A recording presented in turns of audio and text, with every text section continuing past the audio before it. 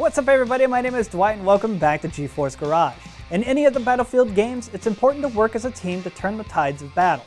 A key way to achieve this is by having air superiority, and in Battlefield 5 that hasn't changed. Today we brought in Lee Harrington of PC Junkie Mods to show off his 2 new custom builds inspired by the planes of Battlefield 5. Let's check out what kind of advantage these turret-powered beasts will have on the battlefield.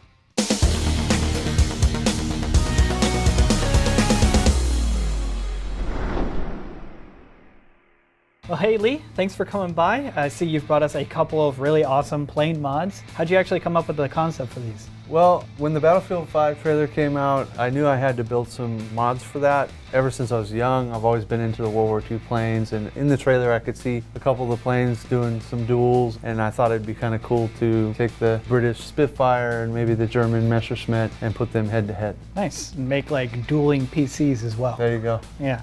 What are some of the mods that you actually did on this thing? Seems like you've done quite a bit. Well, this is a Fractal Design R6. I was looking for a chassis that was a pretty simple foundation to work from, because I knew I was going to have to round out the top and do something on the front. So I kind of brought the mod up and took the front of the plane and just kind of applied it to the case. How'd you come about actually making like the top and the front piece? I did a lot of foam shaping, glued a bunch of foam together and used like a cheese grater file and filed it down and tried to get it nice and round on the edges. And because I made this whole top piece here, I ended up losing the front panel connections and also my exhaust here. So what I ended up doing is taking the front panel I/O and relocated it along the bottom here.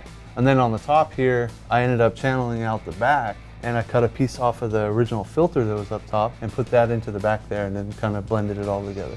Ron was kind enough to do some airbrushing to give us some final touches, and he printed the exhaust for this. So by putting like these little panel marks, just like the old planes, they had all these rivets and stuff across them. That was kind of the idea, to use the brads and do that. Nice. How'd you go about making the prop and the whole assembly in the front? Originally, I think the spinner and the prop would go onto whatever motor you were buying for your RC plane, right? Well, since we don't have the drive shaft, I had to figure something out. So I ended up getting some all thread, cutting it down to size, and tying that all together. So that's an actual prop from an RC plane? Yes, this is actually carbon fiber. Oh, I don't think they had carbon fiber back in World War II. No, that's why it's black. Okay. So how did you decide on these sort of designs for both the PCs? So in World War II, a lot of the planes had a lot of pinups and stuff like that. I didn't really want to go that route. I wanted something more aggressive. That's when I decided for the Spitfire to go with the Army green, and the shark teeth is typically found on the P-40 Warhawk. And then for the Messerschmitt BF-109, went with the dirty yellow and the Warthog teeth, which is usually found on the A-10 Warhawk.